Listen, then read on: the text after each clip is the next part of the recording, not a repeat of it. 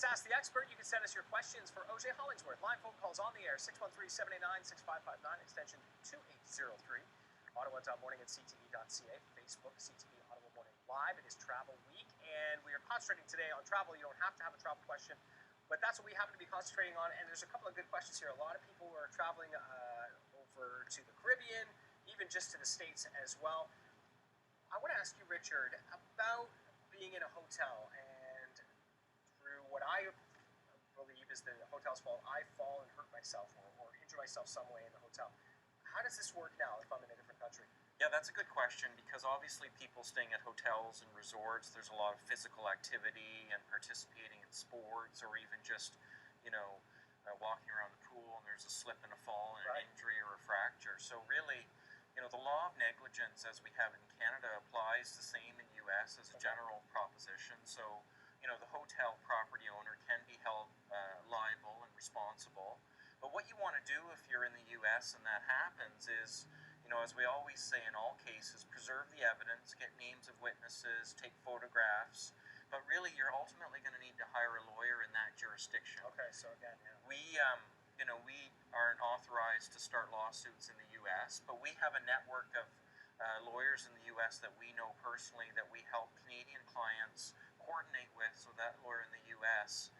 Can help them bring a claim for their slip and fall, for example. Now, is that a two-way street? I mean, if an American comes here and has a problem, your network contacts you as well? Yeah, we get a lot of referrals. We get a lot of referrals from U.S. lawyers when people come up here, driving accidents mostly. Yeah, and it really comes down to the fact that you're obviously experts in the legal field and are going to know a connection down there to help me out. Because I can think of a few nightmare scenarios where you're laid up, you're in a hospital, and you have no recourse, and you really need to know what your options are. I'm going to call the lawyer I would call at home.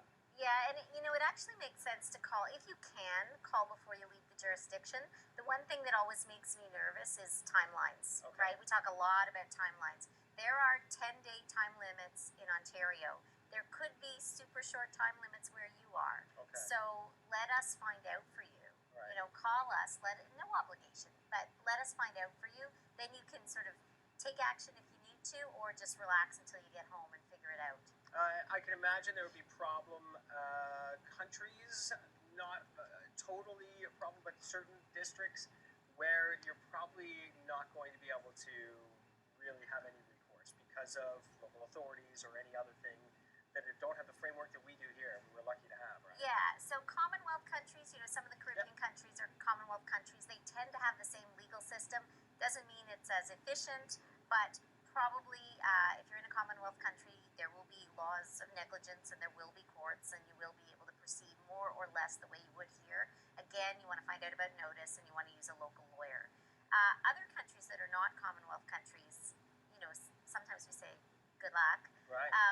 If you're traveling to a Caribbean country and you've used an Ontario travel company, I don't want to give names, but tour operator, and they book your charter flight and your resort accommodations.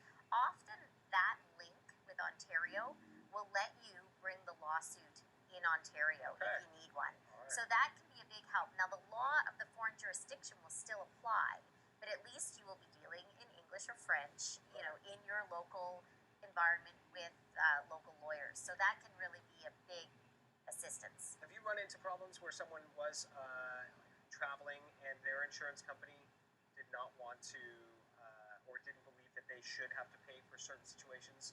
There's because you need to buy travel insurance sometimes, but also there are certain situations where your own insurance company, I think, or at least the insurance company. Like travel health insurance, right. You mean? Yeah, no, I mean, that's a whole other issue, making sure you have appropriate travel insurance to cover yourself. You could get sick or be injured. Right.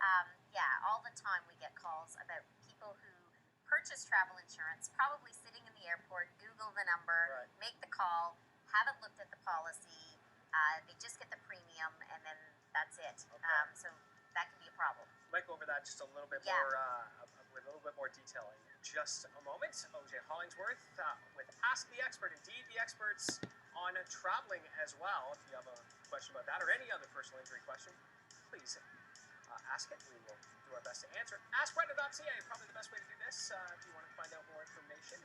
Or phone 613-233-4LAW. Back